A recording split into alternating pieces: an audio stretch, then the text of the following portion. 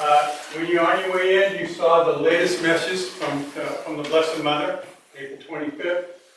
Dear children, I'm looking at you and I see that you are lost. That is why I'm calling all of you to return. Return to God, return to prayer, and the Holy Spirit will fill you with His love, which gives joy to the heart. Hope will grow in you, also for a better future, and you will become joyful witnesses of God's mercy in you and around the world and around you. Thank you for responding to my call. Now I'm going to give you the disclaimers, okay? We're not selling anything. We're not getting any commission. There's no money change whatsoever. We are selling you the Blessed Mother's message of the 5 stones, and Nabi will talk about that. As we go through here, there are 2 parts. Next slide, please. I can get ahead of myself. Okay, this is our goal. We want you to be closer to Jesus through His mother. That's our driving force. Return to God. I'm going to talk about the history.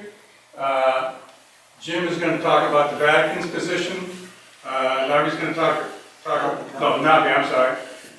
Our mother's message. Jim will talk about the visionaries and the science. We'll talk about Medjugorje today, and then what is a pilgrimage. So there's basically 2 parts. The first talk's all about what's happening, and then Ken and Nabi will talk about what is an actual pilgrimage, what happens there. How many of you have been on a pilgrimage? Okay, so a lot of you, but you're going to be, it's going to repeat information, okay? And how I got to Medjugorje, I've been there 4 times. How I got there in 2001, my mother, bless her heart, was praying that all of her children would go to Medjugorje. And one sister went, and my brother was going, another sister, and 2 of his kids, and they talked to me about it. I already had my passport. Somebody who loaned me money all of a sudden gave me the money back. The money was in the bank, and the Blessed Mother said, "You're going. Get on a plane." So I went. And I am, if the Blessed Mother wants you to go, you're going to go. She's going to take care of it. And Jim? Yeah, it was kind of interesting. Mike came over to our parish and gave a little presentation on Medjugorje back in December 2018. And I asked my wife later on what she wanted for Christmas, and she said she wanted to go to Medjugorje. And I said, "Really? You really want to do this?" And she said, "Yeah." So I went with her. I've been there twice now. She's only been there once. Ken? So I had known about Medjugorje for about 25 years before my first visit. My dad had gone there, but our family always prioritized Disneyland, Hawaii, Peru, Costa Rica, like everywhere else in the world. And my kids were going to college, and we felt like we really hadn't shown them our faith or really even lived it that well ourselves. We stopped by Medjugorje for 3 days. It changed my entire family's life, and here I am leading pilgrimages. And how many have you had? This will be my 3rd and 4th this year. In 3 years, 4 years, including COVID, taking away 2 of those. Nabi? I learned about Medjugorje in the 90s, a long time ago. And when I heard about it, I thought, oh yeah, I'm going to go when I have money and when I'm older, because my goals were always to travel. And you know, because my parents didn't have the money, I didn't get to travel when I was younger. And I said, when I grow up, I'm going to travel. And so then Mike, in 2017, the first pilgrimage that our church went to, St. Patrick's in Canby, when he talked about going, I knew. I remember sitting on the couch telling my husband, it was 5 minutes until the presentation, and I told my husband, I want to go to Medjugorje, we should go. And he said, yeah, go. And I looked at him and said, you're not going? And he's like, no, go. And I thought, I'm going. So I went and I heard Mike and I said, yes, sign me up and I'm going to be there. And I went, and it was transformative in my life. It changed the trajectory really of my life. I began to pray, something that I used to just brush aside because I didn't have time.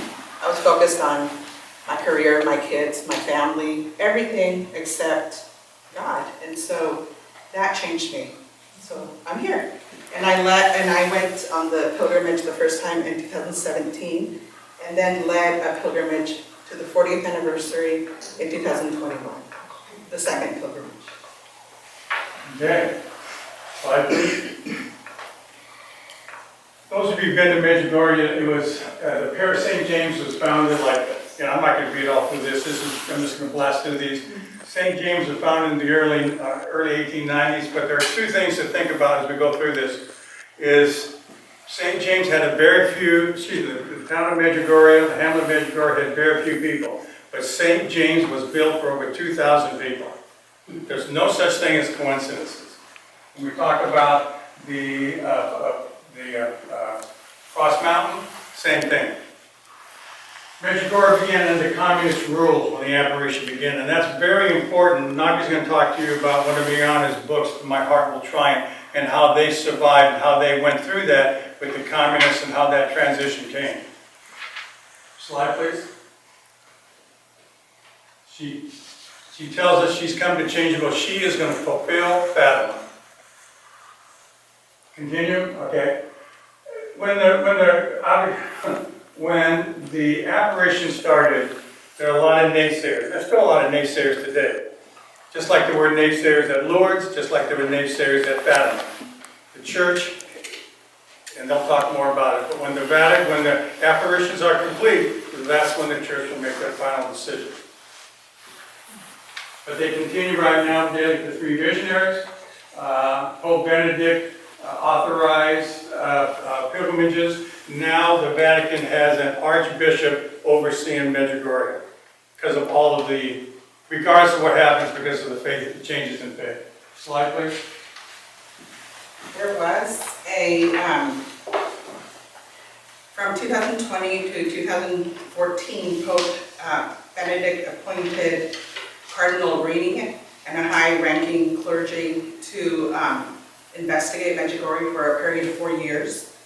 And the findings were submitted to the Congressional for Doctrine of the Faith. And then 3 years later, in 2017, the Cardinal Rini's report was made public by Pope Francis. And he declared the first 7 apparitions to be approved, and that Medjugorje be turned into a pontifical sanctuary. All 6 visionaries have met the 3 popes, Pope John Paul, Pope Benedict, and Francis. Pope St. Paul said, "Let the people go to Medjugorje. If I were not Pope, I'd have gone to Medjugorje a long time ago." And he celebrated Mass in 2017 in Sarajevo, which is close to Bosnia-Herzegovina and where Medjugorje is located. And then the Vatican approved pilgrimages in May of 2019. Next slide, please. So, as Mike mentioned, Medjugorje apparitions are a continuation of Fatima. Our mother says, "What I started in Fatima, I will finish in Medjugorje. My heart will triumph." And, this is a book by one of the visionaries, Mirana Saldo. And she talked, this is a summary and a summation of her journey. And, it is a very powerful book because when I went in 2017, I had so many questions. And on the way back, I read the whole thing on the plane. It answered all of my questions. And it was such a transformative book because I have so many questions. When you're in Medjugorje, you go through an experience and you're confused. I remember the first time that I went to confession, I had never felt the love of Christ the way that I was embraced. And, Father kept looking at me, and I knew it was me, and I was thinking, oh my gosh, am I that big of a sinner? And he kept looking, and then when I got there, he got up and said, "God loves you, God loves you," and he would not stop saying that. I'm like, God, what is happening here? Am I going crazy? But that is, during the first pilgrimage, it was just a shower of love. I couldn't process so much. I didn't know what was happening. It wasn't until I read the book and I came back and I started to put all the pieces together did I realize that amazing, that my soul was cleared. My soul was transformed into something different. and it was really powerful. So Our Lady gave the visionary 10 secrets of events that will happen in the future. And the visionaries don't know. They each have their own secrets, and our mother talks to them individually and sometimes together, but they don't know each other's secrets. So after the 10th secret of daily aberrations that will stop, the 10 days before secret 1 and 2, Mirana, will reveal the secrets to Father Peter, a father she elected to be the one to announce it. The second secret will be a warning for those who believe in Medjugorje. And 3 days before an event, before this event, Father Peter will see the secrets on the parchment and again, tell the whole world. Next. So, this is actually next. Oh, wait a minute. So, our mother offers us 5 tools for conversion. These are in connection with the story of David and Goliath and the stones that were given to him to defeat the giant. And so the first one is prayer and the rosary. Our mother asks us to pray from the heart. It's a gift and a weapon to transform the world and to bring peace. Number 2 is fasting. This really is a tool to govern our impulses. It's medicine for the soul. It's a sacrifice that demonstrates our capacity to love. And the Mass and the Eucharist that we celebrated today, we don't know the Mass, really, when we think about it. It's a mystery and a gift from the Lord. You must not just listen and come to Mass, but live it. It's food and it gives us strength. In the Bible, the 4th one is the Bible. It's a flag born from the heart of our Lord. It's His word, as we heard Father talk about that. The Bible should be in a place of honor in our homes. And last, confession. Our mother talks about going to confession 1 time a month. This heals the body, the mind, the spirit, the soul, and it helps us, in our forgiveness journey. Next. I take over here. These 6 people, when they started receiving visions, were between the ages of 10 and 16 years old. And while they were acquaintances, they weren't friends. And our Blessed Mother tasked them with praying for different groups. And Mirjana is tasked with praying for the unbelievers, which are the people who support abortion, are atheists, and are into Satanism. Visca has an autobiography of our Blessed Mother coded into 3 separate notebooks that will become readable upon our Blessed Mother's approval. Ivan, he spends about half of a year in Medjugorje, and the other half he's just outside of Boston. And while I was on my pilgrimage there, the first one, we got invited to an apparition at his chapel, at Ivan's chapel. And it was the day after we had gone up Cross Mountain. Can everybody hear me okay? Okay. And what was interesting, I was wearing a brace on my left knee all the time, but before we went over and while we were there and up the mountain. Well, the day after Cross Mountain, I was moving pretty slow. I was sore. I hadn't done that kind of exercise in quite a while. And so we got to the chapel and knelt down to say a rosary before the apparition, and all of a sudden all my muscles in my legs were cramping up. I was almost in tears and trying to say the rosary, and then the apparition began, and it all went away. And I haven't worn a knee brace since. So it was pretty remarkable. Anyway, that was my experience, and I've been back again. I think Mike coined the phrase, it's real easy to be a Catholic in Medjugorje, and it's extremely peaceful. If you get a chance, I definitely recommend going. Now, Mariana also has a parchment with the 10 secrets, and it was protected by a Muslim neighbor during the Croatian War of Independence. Nobody can read it at this point, not even Mariana. Now, unlike Fatima and Our Lady of Guadalupe, the Medjugorje apparitions have been thoroughly investigated by science.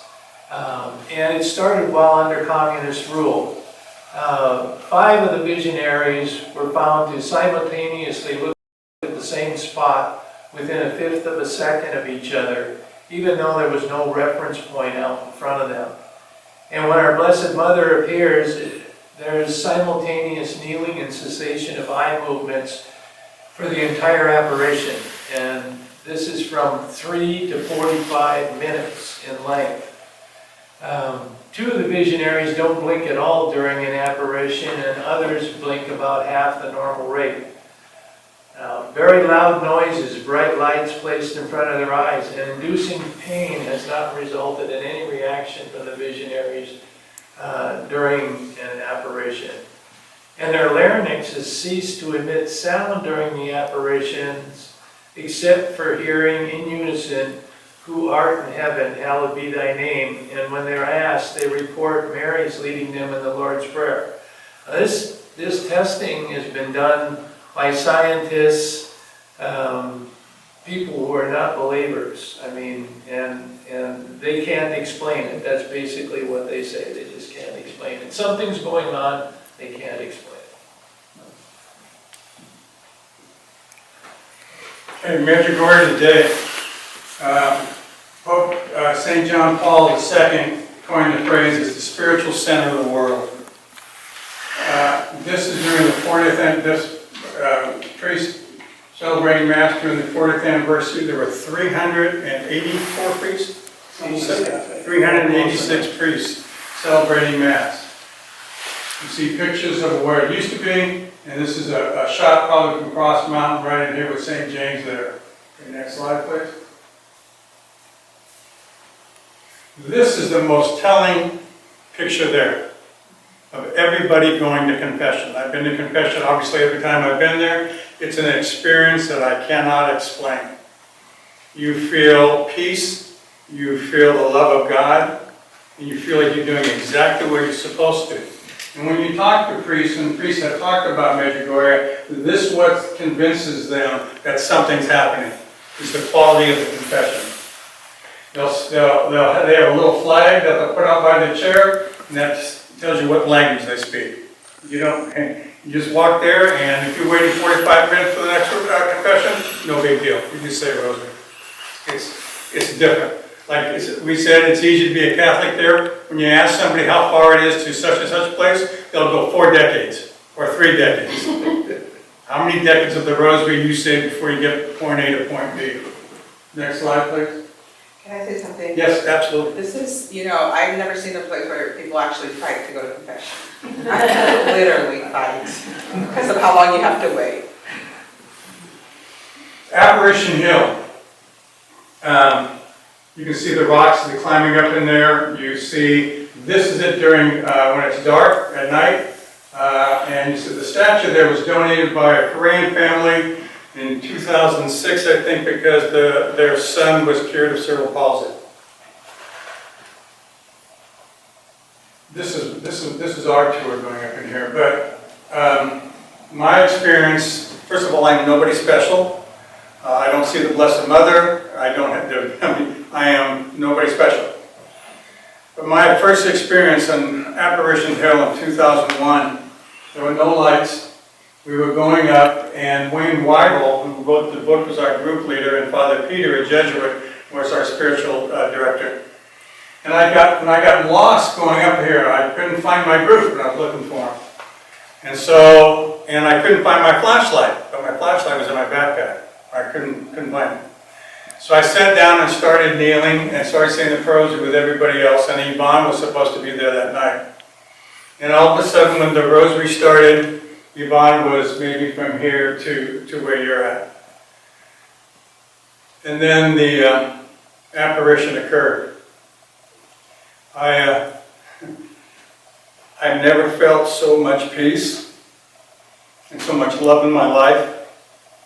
And I said, "Blessed Mother, is that you?" And she said, "Yes, thank you for coming." I asked her 3 questions. I know my children will be fine. I'm sorry. I know my wife will be fine. I know my wife will be fine. And the 3rd question, I didn't quite understand what you wanted me to do. And I'm just babbling stuff off. But I felt this, I just felt the love. And I didn't understand what you wanted me to do until I retired from both jobs. And I started planning to going back to Medjugorje. Because during my babbling with her, because I was so nervous, was, do you want me to write things? Do you want me to tell people about this? Do you want me to, reach out? And the answer was always yes. Yes. And I panicked, I didn't know. And then the apparition occurred, she was done with Yvonne, and I was talking with Father Peter, and we made a plan. So that did change my life. She is as real as you and I. Next slide, please. It's a Blue Cross. A number of the apparitions have occurred in Blue Cross, especially during the communist time when the soldiers were looking for the children. But what's more special right here is this spot right here. That's where, remember Medjugorje, they did not believe that there were some skeptics. She stood on this spot, and villagers came and touched her cloak. And she finally had to leave because the cloak was turning black. I'm reading this out of one of the books. The cloak was turning black because their souls were not full of grace. They were sinful souls. But in Medjugorje, because of that, because of the love and the example that these 6 people have done, at 5:40 every night, when that bell rings, when she appears, 20 to 6, everybody stops. I don't care where you are, everybody stops and prays. Stores, restaurants, everything. They know she's there. Next slide, please. Cross Mountain. This was built in the 1930s, and based on their information, a relic of the true cross is at the foot is in this cross.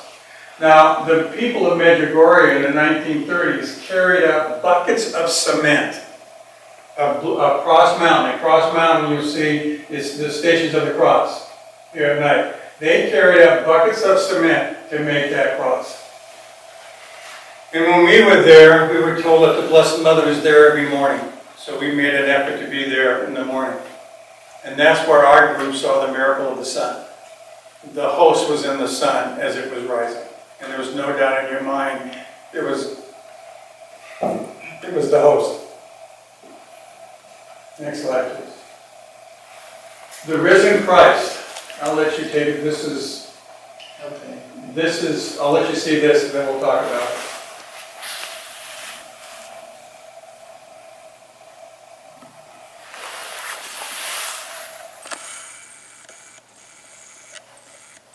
Tears. Those are tears coming from the knee of the risen Christ. They have taken that to DNA to have it examined, and it is, all they can say is from a tear duct, it's from an eye. The other thing to point out about it is that sometimes it stops for no reason, and It'll be weeping when it's sub-zero or when it's over 100 degrees. It was 104, 105 degrees when we were there, and it was still a drop coming out every so often. I have a small handkerchief that I carry with my rosary, that's like that too. And there are people waiting for hours just to get there. Next slide, please. Rosaries. You heard that the rosaries have turned gold at Medjugorje. This is mine. This is my rosary.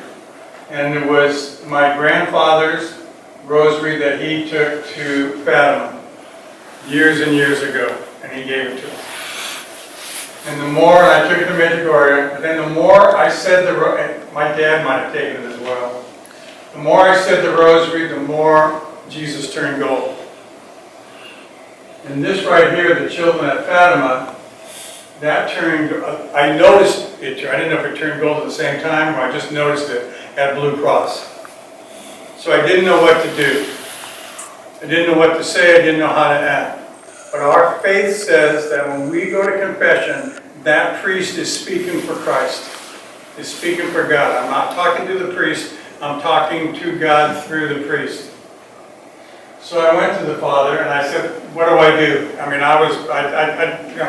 okay, now what? And we had a great conversation in the confessional. I won't say what we talked about, but it was phenomenal. And after we were done, he asked me, he said, what's your name? And I said, Michael. He goes, good, defender of God. I'm going, now what do I need to do? But, no, it was, once again, it's confession that you're talking to Jesus. Jim? Yeah, this is not my rosary, it's my wife's, and she got it for her first communion, and she actually had it in this pouch. So it's over 60 years old, and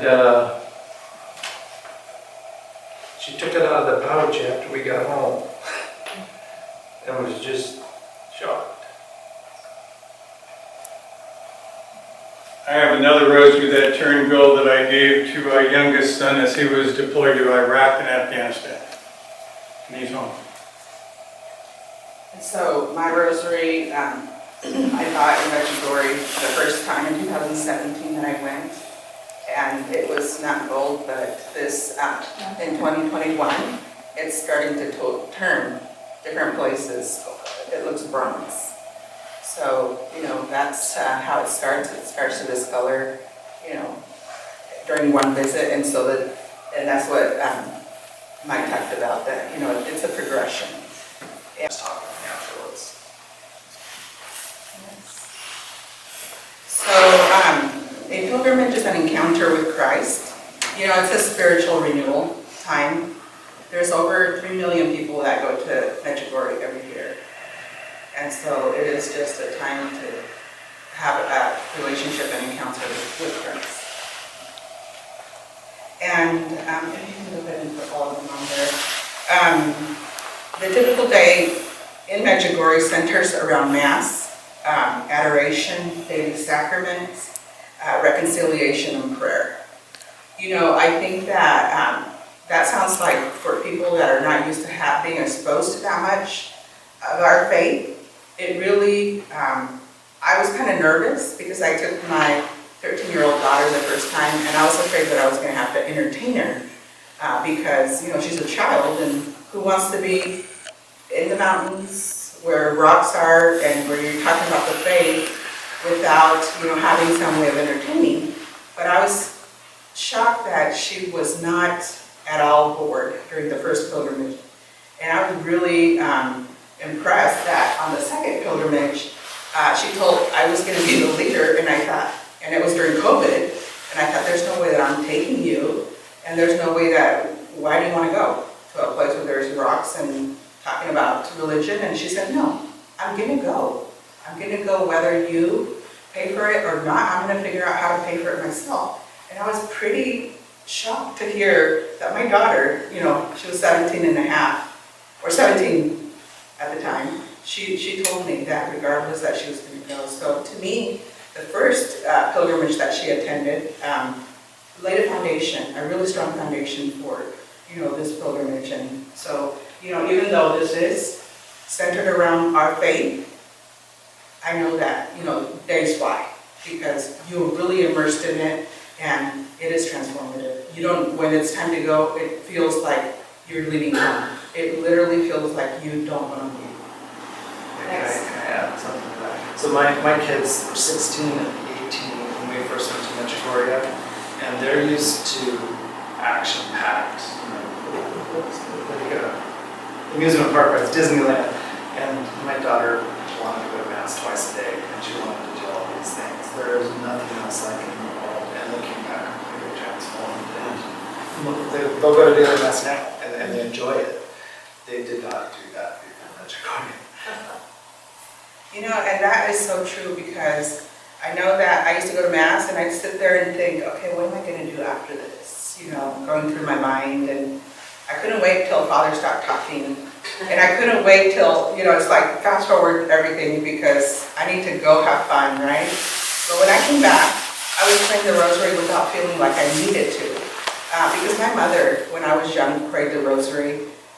Wednesday, 7 o'clock, we knew we had to be in the room, ready to pray the rosary. And I would be the kid pinching my brother, making faces, doing everything to make my mom mad. And then she was pinching me, and we were laughing, having a good time. And so I think to myself, it is my mother's prayers and the rosary that really, is the reason why I'm here talking to you. I know that that is the reason. And so, Mass at St. James, there is a creation Mass that's longer, that's celebrated. Our priest, Father Arturo, celebrated Mass during the 40th anniversary. 386 priests, as you heard earlier, celebrated Mass. It is a historical, powerful, just journey that we took. Because to see something that amazing with our mother, with our faith, you realize how rich our Catholic faith is. And it is really difficult to celebrate Mass in Medjugorje. There's a lot of things that we have to do in order to make Father, have the opportunity to celebrate it. And so he did multiple times. And I think that's such a blessing for our parish because I know that we have been part of some of the apparitions where our mother says that she's praying for all the people that are attending those apparitions for each parish. And to be honest, I feel such a big blessing for our community because of that. Next. So every night in Medjugorje there's a prayer program. It starts with the rosary, a couple rosaries, and during that time you can also go to confession. It's followed by Mass, which you just discussed. It's called International Mass, and it's in Croatian, but it's translated by radio by many languages. And then afterwards, there's different things on different nights. So part of the pilgrimage in Medjugorje, this is kind of the center of it. It's St. James. It's centered with the Eucharist, and that's focused around the church, and this prayer program is a really, really important part. So it's 3 hours long, and it flies by. It just flies by. And 3 times a week, I believe, is Adoration. So I think it's Thursday, Saturday, and maybe it's Tuesday, I can't remember. But Adoration is my favorite. So Adoration is you and a few thousand of your closest friends sitting in the back of the church during the summer and inside during the colder months. Just when it's inside, it's just completely packed shoulder to shoulder. You can't move. At least it was pre-COVID. Now they tend to do it outside more often, and it's maybe not quite as bad. But it's just amazing to be there in silence with all those people, but yet it's just you and God. And the time, I don't know where it goes. It just like disappears, and you want it to keep going. This adoration it's really beautiful in how they will play music and do different prayers during adoration too, which helps you focus, and it's incredible. A lot of people report miracles and things that happen during those, but that's not the important part. The important part is there's God, the real presence, the true presence, right there in you and everyone around you. That just the energy and all, you know it's real, and everybody else believes too, that knows that's God right there. And so this is my favorite part of Medjugorje. It's hard to explain if you haven't experienced it, but it's incredible. Adoration or Veneration of the Cross, that happens Wednesdays, and we'll bring out a cross and a similar experience with the cross as well. So that's also really, really nice to go. That's kind of a must do while you're on the What I can say about adoration is that that's the first time that I realized that my faith is not comparable to some of the faith of the people in Medjugorje. Because at midnight, the church is packed, there's tons of people there, and with their families, with little kids. I was kneeling in the aisle because there was no room for us at that time. And I thought, this is what we should be doing in the United States. It was just so impactful that that's my reflection, that, I thought these people put me to shame, really. And so when I got back, I thought that needs to change. Yeah, when I said packed, I didn't mean like every seat is taken, every aisleway is taken, and by many people. I remember one of my David helps me to run the pilgrimages. I remember seeing him. He was just focused on the Eucharist, and he's a really big guy. He's a bodybuilder. He's like maybe 250 pounds of muscle, and he's like weaving in between, like there's no space. And he gets to a point, and he's a little bit older too, and he ends up. After kneeling for maybe a half hour, needing to sit down, and somehow he just kind of sat on top of somebody, and they just looked over and they gave each other a hug, and they just kept adoring Jesus. So it was incredible. So anyway, peace wine. So this is a one-time thing or a once-a-year thing. We both participated in that, and I really like what we were able to march with Ukraine, so you can see the Ukraine flag in there. We met several of them, so that was a nice experience in the 40th anniversary that we got to do, and I do this every year.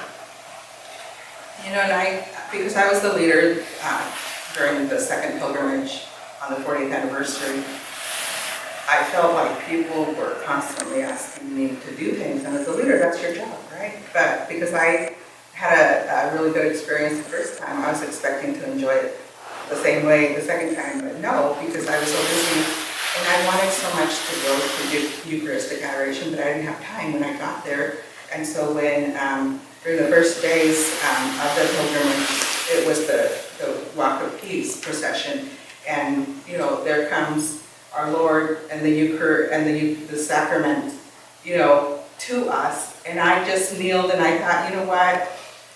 Christ came to me instead of me going to Christ. And so I just thought that was a beautiful moment. And so yeah, next.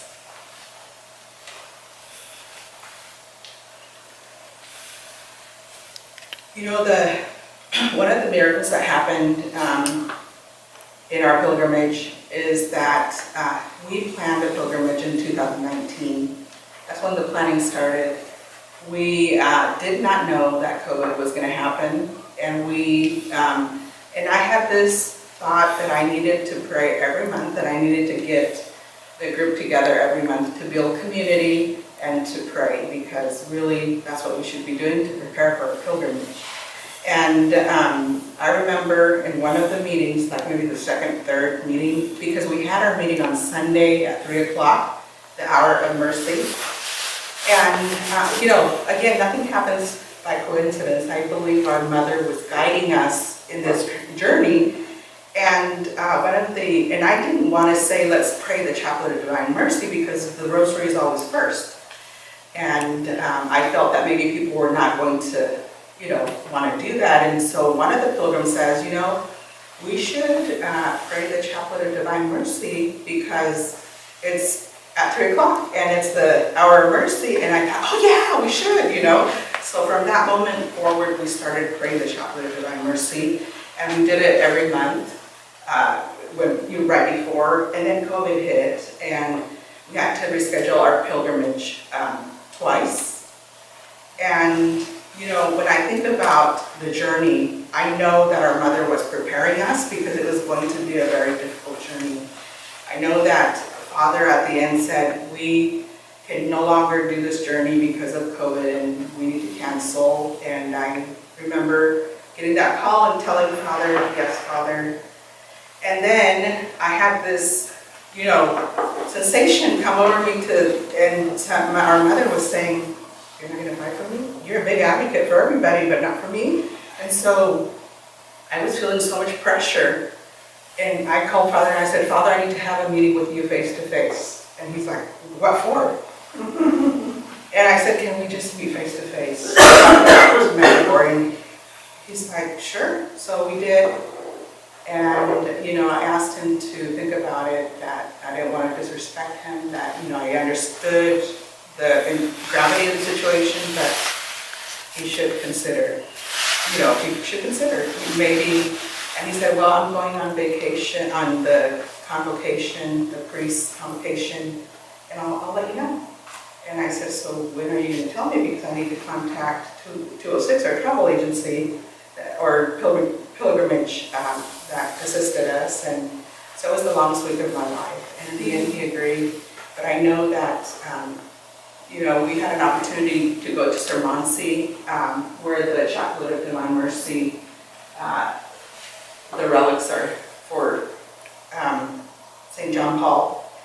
And so it was just, and also St. Faustina.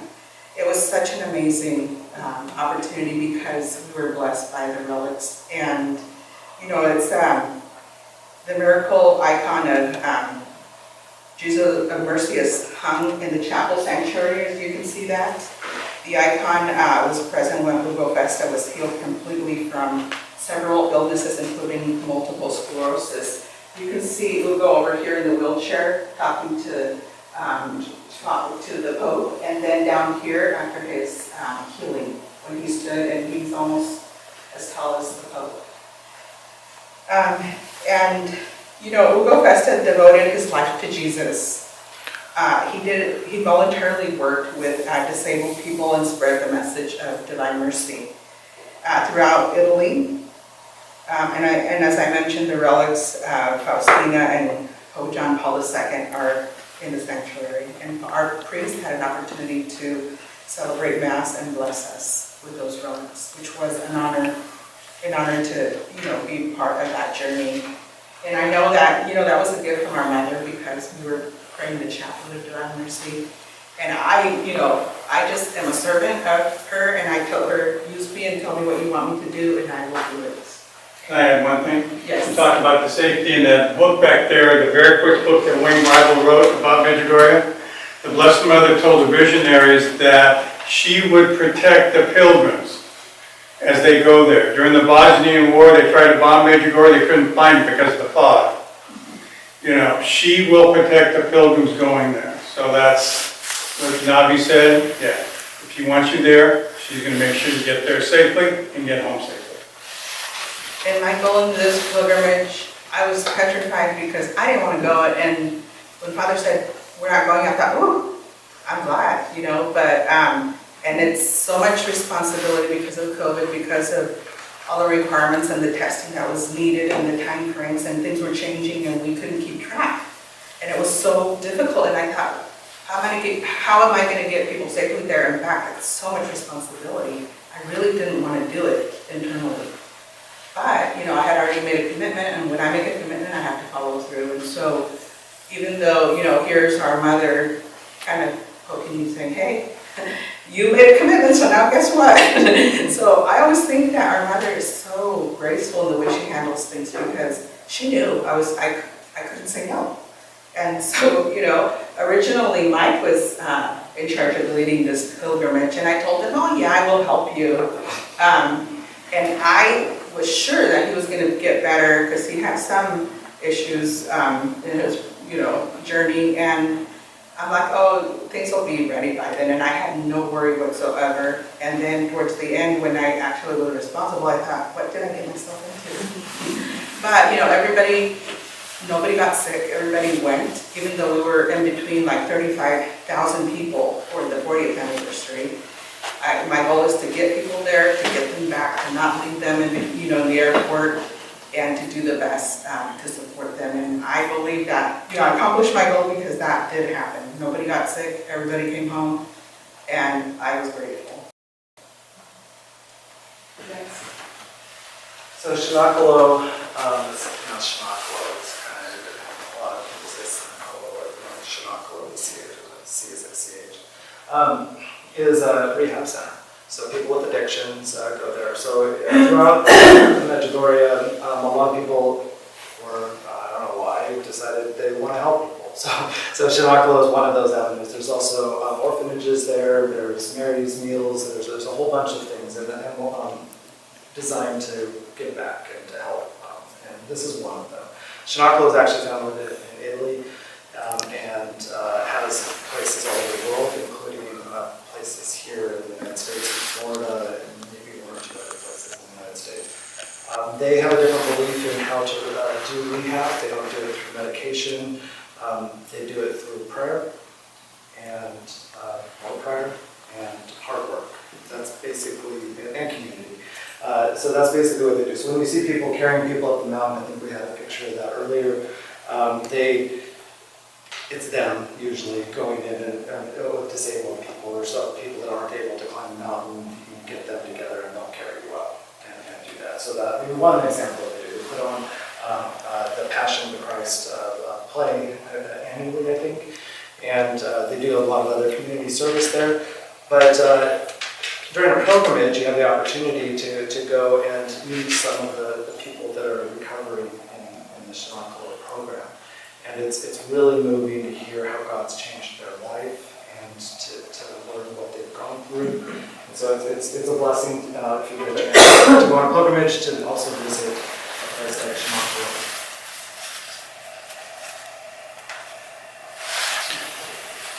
Yeah, and so Helena, this is the, if you look at our mother, this is the famous images that you see from Medjugorje. That's Father Savko, the first priest that was in Medjugorje at St. James when the operations began. He was in prison for 3.5 years because he supported the operations during the communist rule. And when he was released, he was assigned to the Immaculate Conception Parish in Helena. And he acquired Our Lady of Grace from Italy. And there were many hurdles since he purchased it from Italy because of the communist rule. They took the statue until taxes were paid. 100% taxes. Larger, double. Yeah, larger than the price of the statue. And so Father celebrated Mass and took a group photo, as you can see over here. And these are the different miracles I believe that happened to us, is having our priests be celebrating Masses in all of these different churches that are connected with Medjugorje.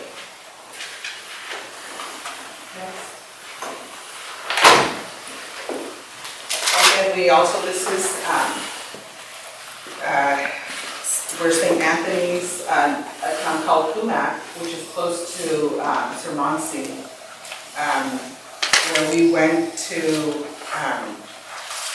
it says St. Anthony's, the oldest church and the Franciscan monastery in Bosnia-Herzegovina. It has been renovated, and as you can see, the children that went there were a couple children that went to the pilgrimage, and they did well despite the long days and the sightseeing.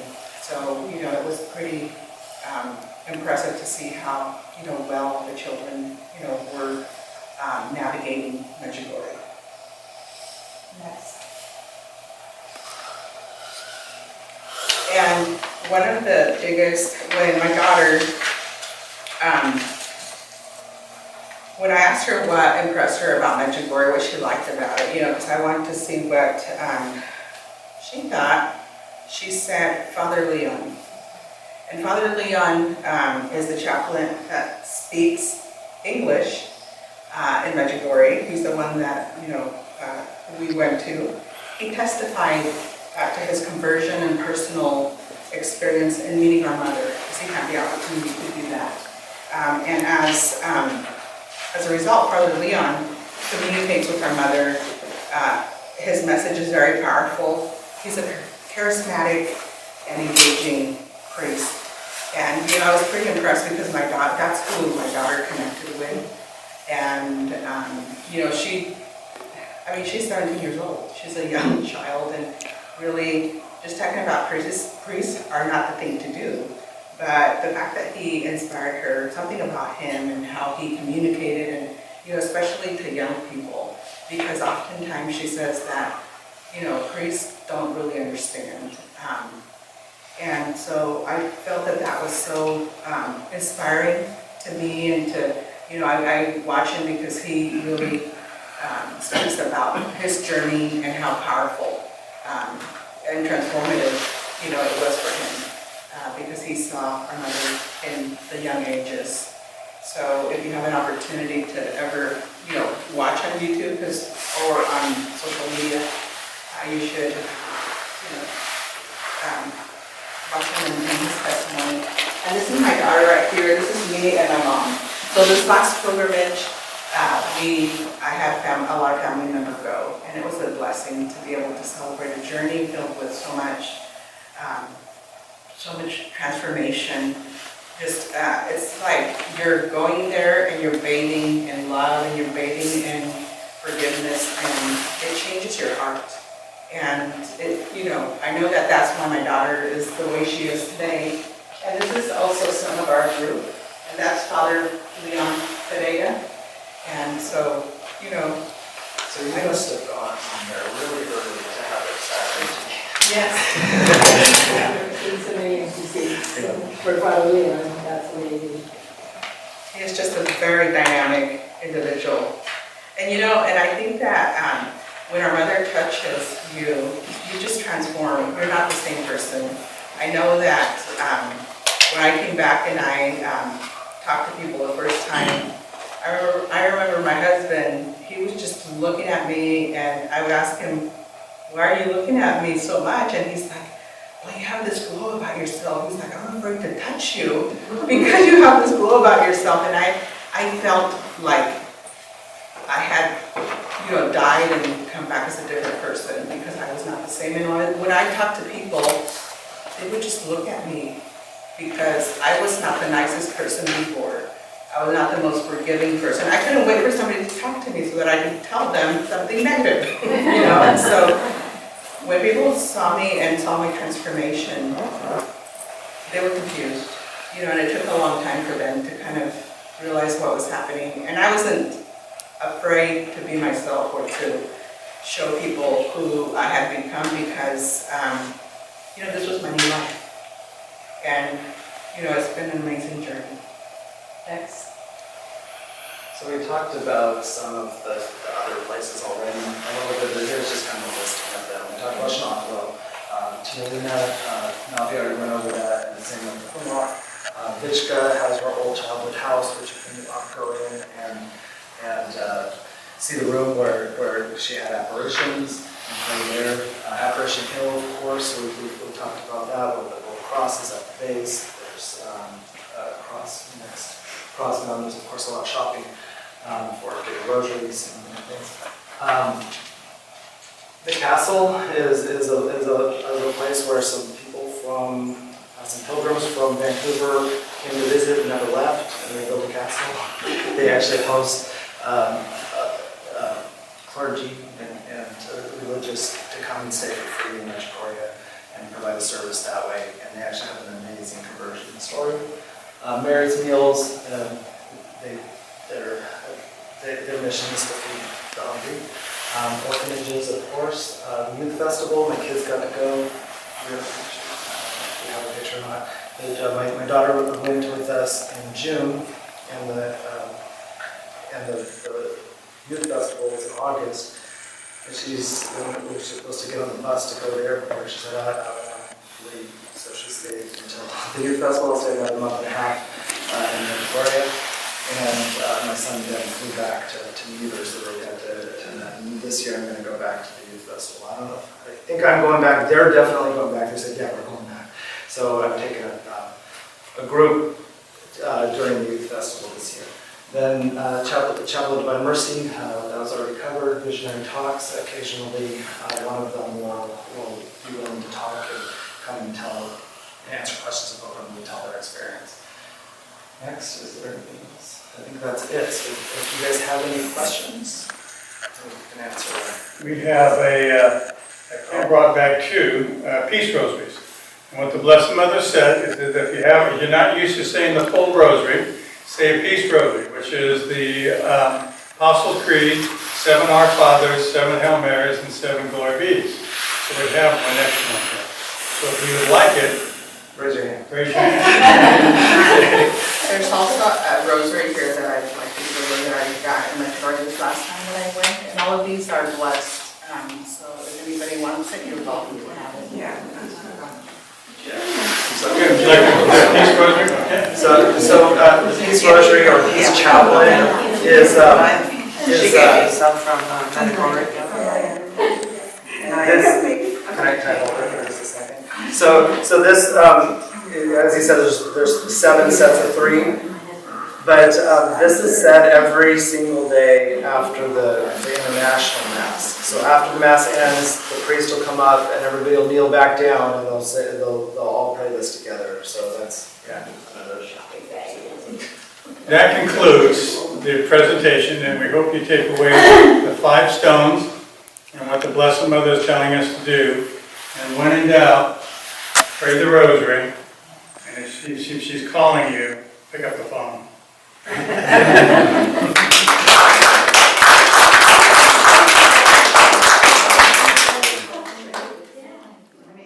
Here's our agenda.